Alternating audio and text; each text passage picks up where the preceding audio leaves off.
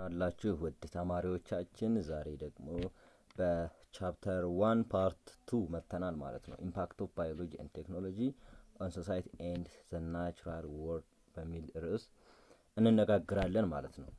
ሶ ኢምፓክት ኦፍ ባዮሎጂ ኤንድ ቴክኖሎጂ ሪፈርስ ቱ ፋክተርስ ዛት ፖዘቲቭ ኦር ኔጋቲቭ ኢፌክት ኦን ሶሳይቲ ናቹራል ወርልድ ነው። ስለዚህ እንግዲህ ኢምፓክት ብለን ስንወስድ ወይም ተጽዕኖ ብለን ስናነሳ የአንድን ነገር ጥሩ ጎኑንም ወይም መጥፎ ጎኑንም እንደ ኢፌክት ወይም ተጽዕኖ ከሆነ አሁን ለምሳሌ በጥሩ ጎን ተጽዕኖ ካለን ያው እንግዲህ ፖዚቲቭ ኢፌክት ነው ወይም ደግሞ ኔጋቲቭ ኢፌክት ብለን እንወስዳለን ማለት ነው። ስለዚህ ሁለቱንም መንገድ ነው የምንወስደው፣ ፖዚቲቭ ኤንድ ኔጋቲቭን ዊዝን ኢፌክት ነው። ዋናው ነገር ኢምፓክት ነው፣ ተጽዕኖ አሳድሯል ብለን እንወስደዋለን። ሶ ዘ አድቫንስመንት ኦፍ ባዮሎጂካል ኢንፎርሜሽን ኤንድ ቴክኖሎጂካል ዲቫይስ ካን ሃይሊ ኢንፍሉንስ ኦር ኮንትሮል ዘ ሶሻል ኤንድ ናቹራል ወርልድ ነው። እንግዲህ እንደምናውቀው ባዮሎጂካል ማቴሪያል ወይም ቴክኖሎጂ በጣም እየተራቀቀ የመጣበት ሴንቸሪ ላይ ነው ያለ ነው እና በጣም ብዙ ማቴሪያሎች፣ በጣም ብዙ ቴክኖሎጂ ነክ የሆኑ ማሽነሪዎች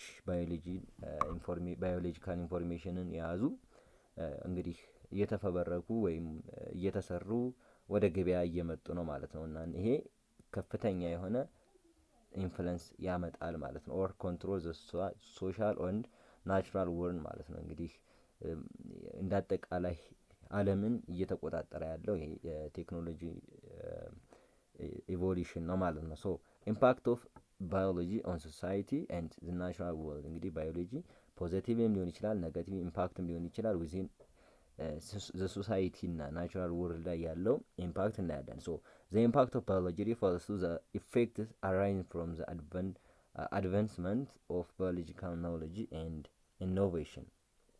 ስለዚህ ያው በኢኖቬሽን በፈጠራ እና በባዮሎጂካል እውቀቶች አፌክት ያደረጉት ደግሞ ኢምፓክት የፈጠሩበት መንገድ እናያለን። ለምሳሌ ኢንሹሪንግ ፉድ ሴኩሪቲ አስ ኤ ሪዛልት ኦፍ አን ኢንክሪዝ ኢን ፕሮዳክቲቪቲ ነው። እንግዲህ ፕሮዳክቲቪቲን በመጨመር የምግብ ሴኩሪቲ ነው ወይም ደግሞ የምግብ ደህንነትን ማረጋገጥ ተችሏል ማለት ነው፣ ወይም እየተቻለ ነው። ለምሳሌ ያክል አሁን ይህንን እስራኤልን አሳን ኤግዛምፕል መውሰድ እንችላለን። የጠብታ መስኖ የሚባለው ማለት ነው እና ያ የጠብታ መስኖ ቴክኖሎጂ ምንድን ነው የሚያደርገው? በእያንዳንዱ ሰብል ስር ውሃ ድሮፕ የሚያደርግ ላይኖች አሉ ማለት ነው እና በነዛ ቱቦዎች ላይ ውሃ ፍሎ ያደርጋል። ከዛ ግን ድሮፕ ኦፍ ዋተር ነው ሲንክ እያደረገ ከዛ ከተፈልገው እጽዋት ስር የሚንጠባጠበው ማለት ነው። ስለዚህ ያ ነገር ፕሮዳክቲቪቲያቸውን በዛ በረሃማ ቦታ ላይ እንዲጨምር አስችሎታል። ይህ እንግዲህ የባዮሎጂ ኢምፓክት ነው። ሌላው ሜዲሲን ኤንድ ዲዚዝ ትሪትመንትስ ሃቭ ሪዛልት ኢን ኢምፕሩቭድ ሄልዝ ኤንድ ሎንጌቲቪቲ ነው። ያው የምናውቀው ነው እንግዲህ በቅርብ አመታት ላይ ራሱ እንደምንረዳው ኮቪድ-19 አለማችንን በደንብ በጣም ያስጨነቀበት ሲቹዌሽን ተፈጥሮ ነበር አይደል? ግን ባዮሎጂስቶች ክብር ይግባቸውና ያን ነገር ፕሩፍ አድርገውታል። እንዲሁም ደግሞ አሁን እየመጡ ያሉ የተለያዩ ወረርሽኞች ሊሆኑ ይችላሉ። ለምሳሌ አሁን ድሮ በሽታ የሆነ አሁን ግን እየተረሳ አይነት በሽታ አለ አይደል? በክትባት መንገድ በቫክሲን መንገድ መቆጣጠር ስለተቻለ። ስለዚህ አንዱ ኢምፓክቱ ይሄ ነው። አቺቪንግ ቤተር ሳፕላይ ኦፍ ኢነርጂ ኤንድ ክሊን ዋተር ነው። እንግዲህ ሳፕላይ ኦፍ ኢነርጂ እንዲገኝ ለምሳሌ ላይት ኢነርጂ ሊሆን ይችላል። ፕላስ ደግሞ አሁን በባዮሎጂ ስንወስደው ደግሞ ኮምፖስትን አጠራቅሞ ባዮጋዝ አማካኝነት ሰው እየተጠቀመ ነው አይደል እንዴ? ስለዚህ ያለውን የቴክኖሎጂ እጥረት ታይቶ ራሱ ግን በአካባቢው ባለው ማቴሪያል በመጠቀም ባዮጋዝን ብዙ ሰው እየተጠቀመ ነው። ስለዚህ ይሄም አንዱ ክሊን የሆነ ኢነርጂን ወይም ደግሞ ዋይት ኢነርጂ እንደሚባለው ማለት ነው ያንን ኢነርጂ አክሰስ እንድናደርግ አድርጎናል። ያው ክሊን ዋተርም አለ። አን ኢንክሪዝ ኢን ኢንዱስትሪያል ፕሮዳክሽን ዲው ቱ ማይክሮባል አክሽን ነው። እንግዲህ ይሄም እናውቀው ነው። ለምሳሌ ቢር ፋብሪካዎች ምናምን ብናይ ማይክሮባል አክሽኖች አሉ። ተሎ ጥንስሱ እንዲፈላ ተሎ ሪያክሽኑ እንዲካሄድ ምናምን ነገር የሚያደርጉ ያው ኢንዛይማቲካል አክቲቪቲ ማለት ነው እና እሱም አንዱ አድቫንቴጅ ነው። ክሬቲንግ አንቲባዮቲክስ ቱ ትሪት ባክቴሪያል ኢንፌክሽን ይሄም ሌላው ነው። ቴክኖሎጂካል ዲቫይስ ሜድ ፍሮም biological materials by biological information advancement to provide service that influence traits and control the society and the natural world negative or positively ይላል። ምንድነው ቴክኖሎጂካል ዲቫይሶች እንግዲህ ከላይ ስናያቸው ባለፈው ክላሳችን ላይ ስናያቸው እንደነበሩ አሉ አይደል? እንደ ሲቲ ስካን፣ ኤምአርአይ ምናምን እነዛ ቴክኖሎጂካል ዲቫይሶች እንግዲህ በበጎም ይሁን በመጥፎ በኩል ለማህበረሰቡ ወይም ናቹራል ወርልዱ ላይ ኢምፓክት እየፈጠሩ ያሉ ባዮሎጂካል ቴክኖሎጂካል ዲቫይሶች ናቸው ማለት ነው። ሌላው ባዮሎጂካል ዋፐን ፕሮዳክሽን አር ኤንድ ዩዝ ዲስትሮይ ናቹራል ወርልድ ነው። እንግዲህ ይህን ነገር ደግሞ እንደ ኔጌቲቭ ኢምፓክት ወይም ደግሞ እንደ ኔጋቲቭ ኢምፓክት መውሰድ እንችላለን። እንግዲህ ባዮሎጂ ወይም ደግሞ ባዮሎጂን ማወቅ የባዮሎጂ እውቀት መኖር ባዮሎጂካል ዋፐኖች እንዲኖሩ በር ከፍቷል። እነዚህ ምንድን ናቸው? ላይክ ለምሳሌ ኤር ላይ ይበተናሉ እነዛ ቫይረሶች ሊሆኑ ይችላሉ ማለት ነው። እና ያንን ሰው ኢንሄል በሚያደርግበት ጊዜ ምን ይፈጠራል? እንግዲህ ሳምባው ተቆጥቶ ወዲያው ካንሰር እንዲሆንም አዘርዋይስ እንዲሞትም የሚያደርጉ ብዙ አይነት ኤር በአየር ላይ የሚለቀቁ ኬሚካሎች አሉ። ያ ነገር በባዮሎጂ የመጣ ነው። ስለዚህ እንግዲህ ኔጋቲቭ ኢምፓክት ብለን እንወስደው እንችላለን። ፕራክቲሲንግ ኤ predetermined limit to have only boys and avoid female of child sex chromosome affect the society and the natural world will lead to the loss of female ይላል። ምንድነው ይሄ? እንግዲህ ፕሪዲተርማይንድ የመጣ ነው ማለት የምወልደው ልጅ ወንድ ይሁን የምወልዳት ሴት ትሁን ብሎ ቀድሞ ዲተርማይን ማድረግ እየመጣ ነው በባዮሎጂ ማለት ነው። ላይክ እንዴት ነው ሶሮጌት ማዘር ምናምን እንደምንለውም ማለት ነው። ላይክ ማህፀንም በማሽን ተተክቶ የሴት ሰውነት ማለት ነው የወንድ ዘር እና የሴቷ እንቁላሉ ተወስዶ ከዛ ላይ ፈርመንት እንዲደረግ ግሮዝ እንዲያደርግ ምናምን ያው እንግዲህ ቴክኖሎጂ በዛ ልክ ረቋል እና ደግሞ ጾታውንም የመለየት አቅም ሰጥቷል ማለት ያ ነገር ሆነ ማለት በጣም ብዙ ሰው ወንድ ልጅ እንዲኖረው ይፈልጋል። በዛ ተቃራኒ ደግሞ የሴቶች ቁጥር እየቀነሰ ይመጣል ማለት ነው። ስለዚህ ይሄ አንዱ እንግዲህ ኔጌቲቭ ኢምፓክት ብለን እንወስደዋለን። ሌላኛው ኢምፓክት ኦፍ ቴክኖሎጂ ኢን ሶሳይቲ ነው። እንግዲህ የቴክኖሎጂን ኢምፓክት በሶሳይቲ ላይ እንይ።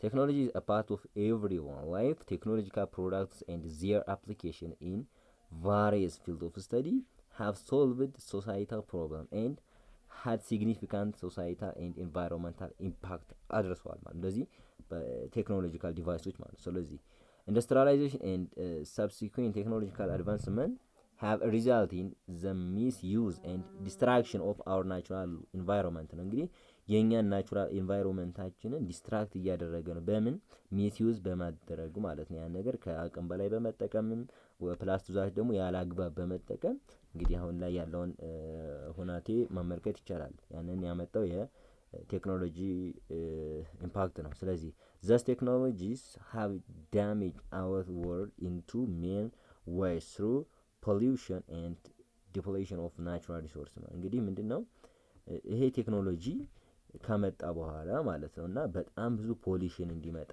ሆኗል። ፕላስ ዛት ደግሞ የናቹራል ሪሶርስ ብዝበዛ ማለት ነው። ላይክ አሁን ለምሳሌ በትንሹ ብንወስድ እንግዲህ የመኪና ባትሪዎች ምናምን የሚሰሩት ከኬሚካል ነው አይደል? እንደነዛ ሊቲየም ምናምን እነዛ ኬሚካሎች ሪችድ ከሆኑ ሀገራት ተቆፍረው ነው የሚሄደው። ይሄ ማለት ፖሊዩሽን አለ። ፕላስ ዛት ደግሞ ናቹራል ሪሶርስ ዲፕሌሽን ይኖራል ማለት ነው። ኤግዛምፕል ኢንዱስትሪያል ኤሚሽን ኤንድ ኢንፍሉዌንስስ ፖሊዩትስ ክሊን ኤር ኤንድ ድሪንክ ዋተር ባዮኬሚካል ኤጀንትስ ፔስቲሳይድ ፈርቲላይዘር ኬዝ ቶክሲሲቲ ኤንድ ባዮሃዛርድ እንዲሆን ያደርጋሉ ማለት ነው። ሌሎች ኤግዛምፕሎችን ያው እንግዲህ ይሄ እንደ ኤግዛምፕል ወስደነዋል። ሌላ የምናየው እንግዲህ ኤቲካል ኢሹ ኢን ባዮሎጂ ነው። ባዮሎጂ ላይ የሚፈጠር ኤቲካል ኢሹዎች ምንድን ናቸው ስንል ዋይ ዱ ሳይንስ ሃቭ ኢቲካል ዲሌማ ምንድነው? እንግዲህ እንዴት ነው ሳይንስ ኢቲካሊ ወይም ደግሞ ሞራሊ ስናስበው የሆነ ውዝግብ ውስጥ የሚያስገባል ለምንድን ነው ይላል። እና ኤቲካል ኢሹ ኢን ባዮሎጂ አር ዞስ ኢሹ ዛት አራይዝ concerning the rightness or wrongness of using biological device for the health and well-being of human ነው። እንግዲህ ምንድነው ለሰው ልጅ እንግዲህ ሲባል ማለት ነው ለሰው ልጅ ሲባል ለምሳሌ የሰው ልጅ ጤና ለመጠበቅ የሰው ልጅ አንዳንድ ፍላጎቶች ለማሟላት ሲባል ምን እናደርጋለን? ከሰልፊሽነታችን አንፃር ኢንቫይሮንመንቱን እንጎዳለን። ፕላስ ዛት እንስሳቶችን እንጎዳለን፣ እጽዋቶችን እንጎዳለን። ይሄ ነገር ኤቲካል ኢሹ ነው። ስለዚህ ወይም ራይትነስ ትክክለኝነትም ሊሆን ይችላል፣ አዘርዋይስ ደግሞ ሮንግነስም ሊሆን ይችላል። ኤቲካል ኢሹ ብለን የምንወስደው እንዳጠቃላይ ነው። ኤቲካል ኢሹ ኢን ባዮሎጂ ዲል ዊዝ ቫራይቲ ኦፍ ኮንሰርን ሪሌትድ ቱ ባዮቴክኖሎጂ የሚያዝ medicine, and the environment, including the rightness or wrongness of using biotechnological information በትክክል ከመጠቀም በትክክል ካለመጠቀም ከዛ ጋር ተያይዞ የሚመጣም ችግር ሊሆን ይችላል። ፕሮዳክቶቹ ሊሆን ይችላሉ or device on human health and lifestyle and livelihood system ሊሆን ይችላል እና በአጠቃላይ እነዚህ ባዮሎጂ የምንጠቀማቸው ማቴሪያሎች ቴክኖሎጂዎችም ሊሆን ይችላሉ በእነሱ የመጣ በባዮሎጂ ሜትድ የመጣ ደግሞ መድኃኒቶችም ሊሆን ይችላሉ በባዮቴክኖሎጂ የምንጠቀማቸው ሊሆን ይችላሉ እና እነዚህ ምን ይኖራቸዋል ማለት ነው ራይትነስ ኤንድ ሮንግነስ ፖዚሽን ሊኖራቸው ይችላል። ስለዚህ በዛ የተነሳ ነው እንግዲህ ኢቲካል ኢሹ የተነሳው ማለት ነው። ሶ እዚህ ጋር በምናይበት ጊዜ ኢቲካል ትሪትመንት ኦፍ ፕላንት ኤንድ አኒማል ዲዩሪንግ ባዮሎጂካል ስተዲ ነው። እንግዲህ ብዙ ጊዜ ያው ባዮሎጂካል ስተዲ ስንል ህይወት ካላቸው ነገሮች ላይ ነው ሪሰርች የምናደርገው ነው። ይህ ማለት ደግሞ ፕላንቶንም አኒማሉንም ምን ሊል ይችላል ማለት ነው ሊጎዳ ይችላል። ስለዚህ we must be ethically treat them ethically treat ማድረግ ይኖርብናል ማለት ነው። ይሄ እንደ ግዴታችን ነው። ስለዚህ ethical treatment of plant and animals during biological studies is the process of subjecting animal and plants to various experiments and rigorous tests ያገር በጣም ብዙ ቴስቶች እንጠቀማለን። በጣም ብዙ ኤክስፐሪመንቶች ፕላንትና አኒማሎችን ተጠቅመን እናደርጋለን ለኛ ሴፍቲ ለኛ ደህንነት ስንል። ስለዚህ ያ ነገር ምን መሆን አለበት ኤቲካሊ ትሪት መደረግ አለባቸው ይለናል። ሶ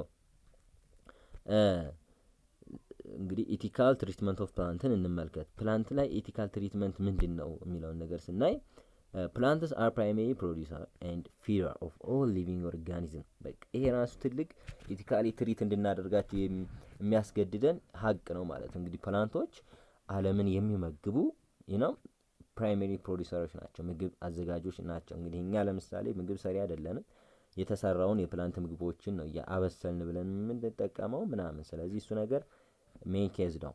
ሶ trees are living organisms that properly function in decentralized form without any centralized order ወይ ደግሞ providing unit ወይም እንደ ብሬን አይነት ነገር የላቸውም። ስለዚህ subjecting plant species to severe life-threatening condition leads to a total disappearance of plant species። እንግዲህ እነዛ ፕላንት ስፒሺሶች በቃ ማለት ራሳቸውን መከላከል የማይችሉ ናቸው። እኛ አስተሳሰባችን፣ አደራረጋችን፣ ሁኔታችን ከነሱ ስለሚበልጥ ኮንትሮል እናደርጋቸውና ቶታሊ እንግዲህ ስፔሻሳቸው እስኪጠፋ ድረስ ልናሳድዳቸውም እንችላለን ማለት ነው።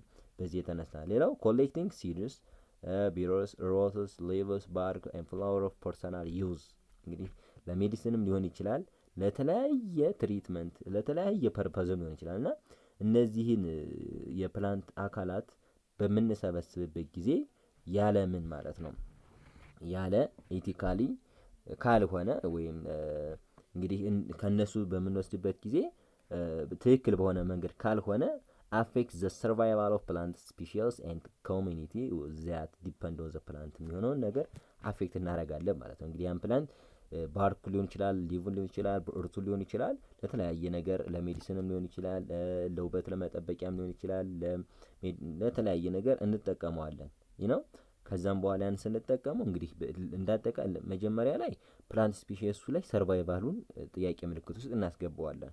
ሁለተኛ ላይ ደግሞ እዛ ፕላንት ላይ ዲፔንድ የሆኑ ሌሎች ነገሮች ላይ ከማይክሮ ኦርጋኒዝም ጀምሮ እስከ እንስሳቶች ድረስ ማለት ነው። ለምሳሌ እንግዲህ ፋንጋዮች ሊኖሩ ይችላሉ፣ እዛ ላይ አልጌዎች ሊኖሩ ይችላሉ ተንጠላጥሎ ፕላንቱ ላይ የሚኖሩ እና ህይወታቸውን በዛ እየደጎሙ ያሉ እነሱም ደግሞ ለኛ ጥቅም ያላቸው ነገሮች ናቸው እና ፕላስ ደግሞ እንስሳቶች ሊሆኑ ይችላሉ፣ አዋፋት ሊሆኑ ይችላሉ እና እነዛንም አፌክት እናደርጋለን ማለት ነው። አን ኢቲካል ትሪትመንት ኦፍ ፕላንትስ ቴስት ሲድ ኦር ባሪስ ትሩ ዲስትራክቲቭ ሬይ በተለያየ ጨረር እንግዲህ ዘሩን ቴስት ማድረግ ምናምን የራሱ አንኢቲካል ትሪትመንት ነው፣ ልክ ያልሆነ መንገድ ነው ማለት። ስለዚህ ካቲንግ ትሪ ተርሚናልስ ፎር ኤክስፐሪመንት እንግዲህ በጨረር መንገድ ውስጣቸውን ዘራቸውን ማምከን ማለት ነው። እንግዲህ ቴስት እናደርገው ያው ይመክናል እና ደግሞ ቆርጠን ለኤክስፐሪመንት መጠቀም ይሄ አንኢቲካል ወይ ነው። ኮንሳምፕሽን ኦፍ ኦል ሲድስ ኤንድ ፍሩትስ ዊዛውት ኮንዘርቬሽን ነው። ምንም አይነት ኮንዘርቭ ሳናደርግ ያንን ፕላንት እንግዲህ ዋይዝሊ ነው መጠቀም ያለብን የነበረው ማለት ስንጠቀም ላይክ ቀጣይ ደግሞ እንዲያበቅል ቀጣይ ያንን ፍሬ እንዲሰጠን አድርገን እየተንከባከብን ከሆነ ዛት ዋይዝሊ ዩዝድ ነው። ስለዚህ ኮንዘርቬሽን ብለን እንወስደዋለን፣ መጠበቅ ማለት ነው። እንግዲህ ፕሪዘርቬሽን ማለት ማንም ሰው ሳይነካው ጥብቅ ሆኖ መቀመጥ ማለት። ኮንዘርቬሽን ማለት ግን እየተጠቀምነው ያንን ነገር ማስቀመጥ ማለት ነው። እየተጠቀምነው መንከባከብ ማለት። ስለዚህ እንደዛ አይሆንም። ብዙ ጊዜ ሙሉ ሲዱንም ሙሉ ፍሩቱንም እንጠቀማለን። ሌላው አንፕላንድ ካቲንግ ኦፍ ትሪ ዲፎረስቴሽን ነው። ይሄ እንግዲህ የኛ ሀገር ኮንቴክስት ይገልጸዋል ይሄንን ነገር ምን ማለት ነው። እንግዲህ በ1960ዎቹ አካባቢ የኢትዮጵያ ደን ሽፋን ወደ 48% 46% አካባቢ ነበረ። አሁን ላይ ያለው እንግዲህ በግሪን ሌጋሲ በፊት የነበረው 1% ነበረ። ወደ 1% ወርዶ ነበር ማለት ነው። እና በጣም ኮንሳፕሽን ኦፍ ትሪ በጣም ነበረ። አንፕላንድ የሆነ ከቲንግ ኦፍ ትሪ ነበረ፣ ዲፎረስቴሽን ነበረ ማለት ነው። እና ይሄ ራሱ አንኢቲካል ወይ ነው። በርኒንግ ፎረስት ኤንድ ሲሊንግ ፎር ፋርምላንድ እንግዲህ የግብርና ስራችንን ለማሳለጥ ስንል መሬታችን በቃ ኒውትራፋይድ የሆነ መሬት ለማግኘት ስንል ያን ቦታ ምን እናደርገዋለን ማለት ነው፣ ፎረስቱን እናቃጥለዋለን። ሪስትራክሽን ዘ ሼፕ ኦፍ ትሪ ፎር ኤስቴቲክ አፕል ነው። እንግዲህ ምንድነው ለተለያየ ውበት እንዲስብ ለምሳሌ ጽዶችን እንከረክማለን፣ አበቦችን ሸፕ እናስይዛለን፣ እኛ እንደምንፈልገው ዲዛይን እናደርገዋለን። ያ ነገር አንኢቲካሊ ትሪትመንት እያደረግንባቸው ነው ማለት ነው። ኬር ፎር ፕላንት ኢን አንኢቲካል ትሪትመንት ኤንድ ኢምፖርታንት ፎር ሴቪንግ ዘ ጆፓርታይዝድ ስፒሺስ ኤንድ ኮንዘርቭ ፎር አወር ኮመን ፊቸር ማድረግ አለብን ነው። ሶ ኢት ኢዝ ኢቲካል ቱ ፕላንት ትሪዝ ኤንድ ኢት ኢዝ ናሽናል ሪስፖንሲቢሊቲ። ይህ እንዳጠቃላይ ናሽናል ሪስፖንሲቢሊቲያችን ነው። ፕላንቶችን ምን ማድረግ ማለት ነው፣ ኮንዘርቭ ማድረግ፣ አለመጠቀም አይደለም። እየተጠቀም ግን ዋይዝሊ ዩዝድ መሆን አለበት ማለት ነው። ሌላ እንግዲህ የምናየው አኒማል ላይ ያለ ኢቲካል ትሪትመንት ምን ይመስላል ሚሊዮን ነው።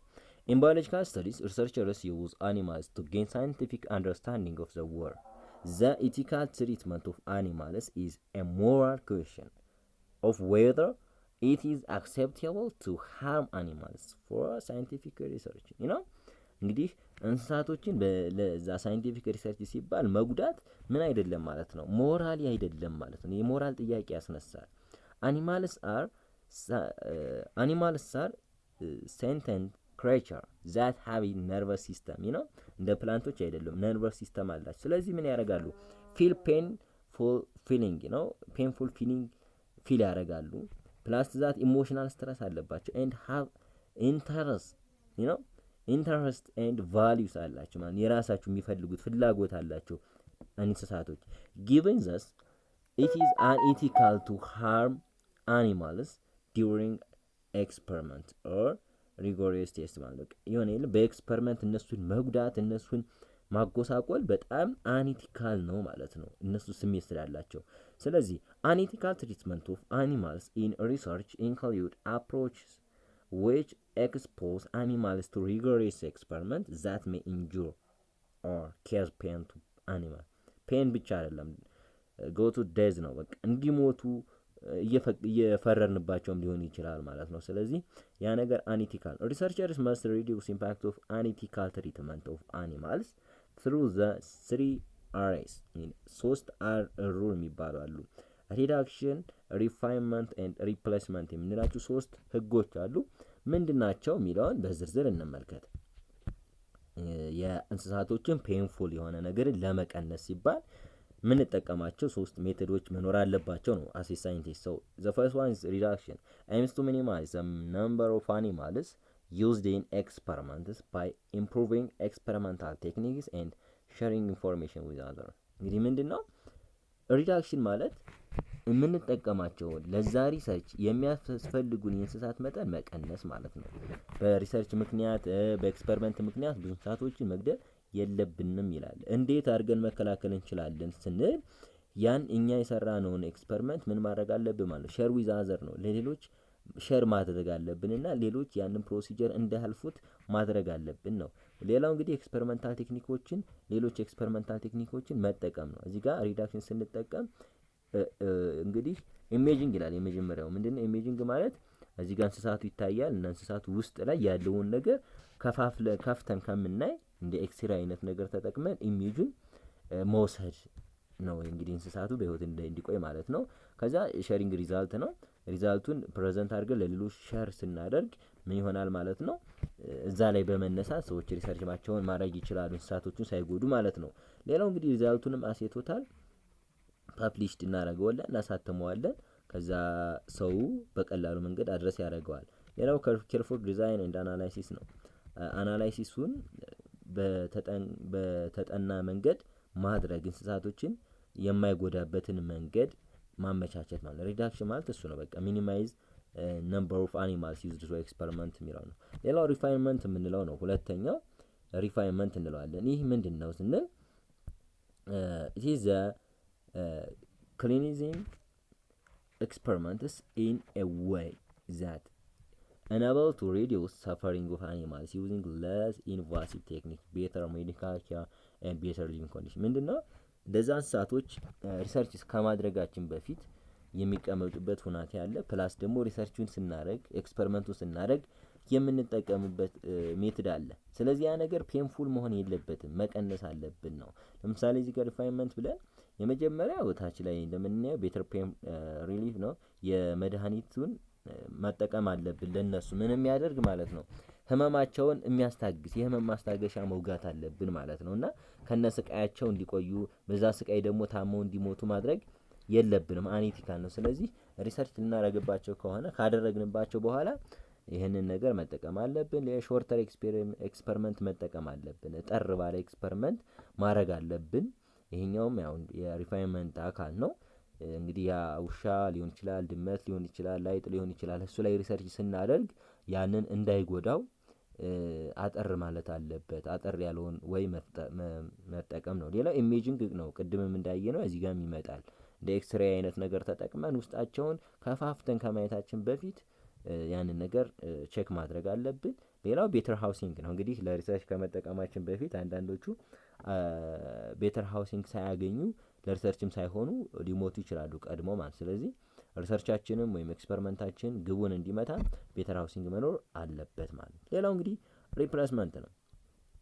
እነሱን በምን ማድረግ ማለት በሌላ መተካት። ሶ ኢዝ substituting experiments on animals with alternative technique using cell culture instead of whole animals, biosynthesis and computer simulated model ማለት ነው። እነዚህ ነገሮች መጠቀማል። ስለዚህ እዚህ ጋር እንግዲህ ስዕሉ ላይ ወይም ፊገሩ ላይ እንደምናየው ሪፕሌስመንት ይልና ሁማን ኤክስፐሪመንትስ ይለናል። ሶ ይሄ እንግዲህ ኤክስክሉድ መሆን አለበት ነው። በሰዎች ኤክስፐሪመንት ላለ መስራት ብለን ነው እንግዲህ እንስሳቶች ላይ ኤክስፐሪመንት እየሰራን ያለ ነው። ስለዚህ እንስሳቶችን መብት እየተሟገትን ደግሞ አይ በቃ በሰው መተካት አለበት ማለት ልክ አይደለም። እና ሁማን ኤክስፐሪመንትስ የሚለው አግባብ አይደለም፣ አይገባም። ሌሎቹ ናቸው የሚገቡት። ላይክ ኢንቫይትሮ ኤክስፐሪመንት ይለናል። ኢንቫይትሮ ኤክስፐሪመንት ማለት ምን ማለት ነው? ሁለት አይነት ኤክስፐሪመንቶች አሉ። ኢን ቪቮ እና ኢንቫይትሮ ኤክስፐሪመንት የምንለው። ኢን ቪቮ ሆነ ማለት ምን ማለት ነው?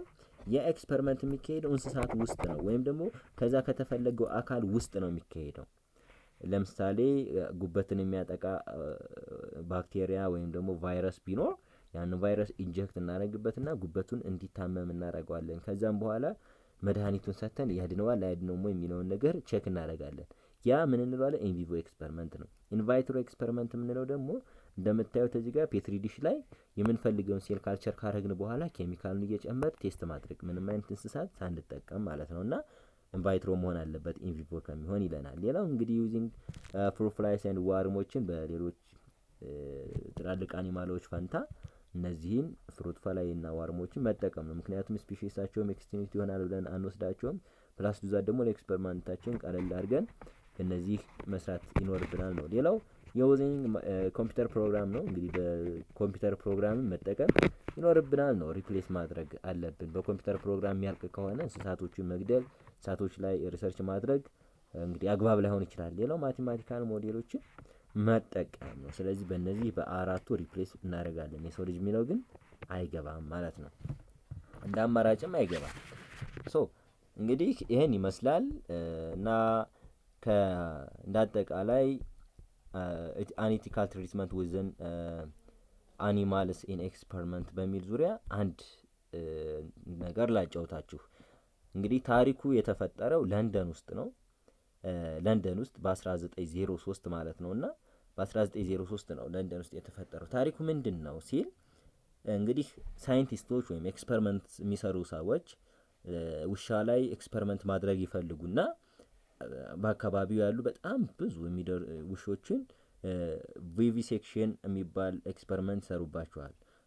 ቪቪሴክሽን ኤክስፐሪመንት ማለት ምንድን ነው? ፕራክቲስ ኦፍ ፐርፎርሚንግ ኦፕሬሽን ነው ኦን ላይቭ አኒማልስ ፎር ዘ ፐርፐዝ ኦፍ ኤክስፐሪመንቴሽን ነው ኦር ሳይንቲፊክ ሪሰርች ነው። እንግዲህ ለዛ ሳይንቲፊክ ሪሰርች ሲባል ለዛ ኤክስፐሪመንት ሲባል ህይወት ያላቸው በህይወት ያሉ እንስሳቶችን ምን ይሰማቸዋል፣ እንዴት ነው ፊልም የሚያደርጉት ምናምን የሚለውን ነገር ኤክስፐሪመንት መስራት ማለት ነው። በህይወት እያሉ ከእነሱ ላይ ኤክስፐሪመንት ማድረግ እና በ1903 ለንደን ውስጥ እንግዲህ በጣም ብዙ ውሾች ላይ ሪሰርች ያደርጋሉ በዚህ መንገድ እና ወደ 232 ውሾች አካባቢ ሞተዋል ያንን አመት በቪቪሴክሽን በምንለው ኤክስፐሪመንት እና አንድ ብራውን ዶግ የምንለው ውሻ እናገኛለን በታሪኩ ላይ። ይሄ ብራውን ዶግ ምንድነው? ቤተሰብ የሌለው የሚያስጠጋው አሳዳጊ የሌለው ውሻ ነው እና ይህንን ውሻ ሪሰርች ሲያደርጉ ለ11 ተከታታይ ጊዜ ማለት ነው ለ11 ጊዜ እንግዲህ ቪቪሴክሽን ሲያካሂዱበት ነበረ። ያ ሆነ ማለት ደግሞ እንስሳው በጣም ተጎዳ ማለት ነው። ዊዛውት ኤኒ ማደንዘዣ ነው ያንን ነገር እያደረጉት የነበረው እና 11 ጊዜ ሙሉ ያንን ውሻ ትሪት እየጎዱት ነበረ ማለት ነው። ስለዚህ በመጨረሻ ታይም ላይ ውሻ ይሞታል እና ያን ጊዜ ከባቢው ህዝብ ምናምን ይሰማና እነዚህ ሪሰርች የሚያደርጉ ሰዎች በቃ አኒቲካል ናቸው፣ እንዴት ነው ህይወት ያለው ውሻ ላይ ይህን ያክል ጭካኔ አድርገው ሪሰርች የሚሰሩት ያለ ማደንዘዣ ያለ ምንም አንስቲዣ ብለው እዛ ላይ ጭቅጭቅ ይነሳል ምናምን እና ሰው በጣም በሳጨቱ የተነሳ በጣም ብዙ ጊዜ ሰላማዊ ሰልፍ ይወጡ ነበረ በዚህ የተነሳ ማለት ነው። እና በ1906 አካባቢ የመጀመሪያውን ስታቹ አስቀመጡ ማለት ነው። ሀውልት የአካባቢው ማህበረሰብ ዶክተሮች የማይረቡ እንደሆኑ በቃ አኒቲካል እንደሆኑ ምናምን አድርገው የውሻውን ሀውልት አቆሙ። ከዛ እንግዲህ ዶክተሮች ደግሞ በአንድ ሳይድ እኛ ለሀገር እየለፋን ነው ምናምን በሚል ወይ መጡ ማለት ነው። እና ያ ነገር በጣም ውዝግብ አስነሳ። ያው መንግስት በ1910 አካባቢ አነሳው፣ ስታቹን አነሳው።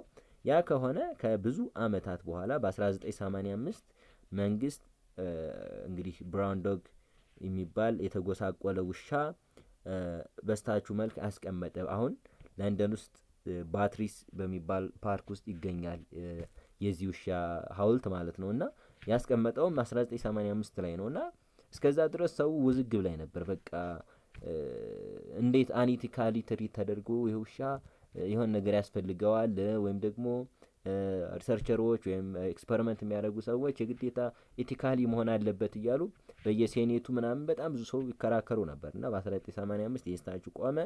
ስቲል በ1985 ራሱ በጣም ብዙ የሆኑ ውሾች እንስሳቶች እንግሊዝ ላይ ለሪሰርች እንደዋሉ እንግዲህ መረጃዎች ያሳያሉ ማለት ነው። እና ይሄ ነው እንግዲህ ያለው ነገር ይህንን ይመስላል። ቀጣይ ዊዘን ኩዌስችን እንመጣለን። ቻፕተር 1ን ያጠቃለለ ጥያቄዎች አብረን እንሰራለን ማለት ነው። መልካም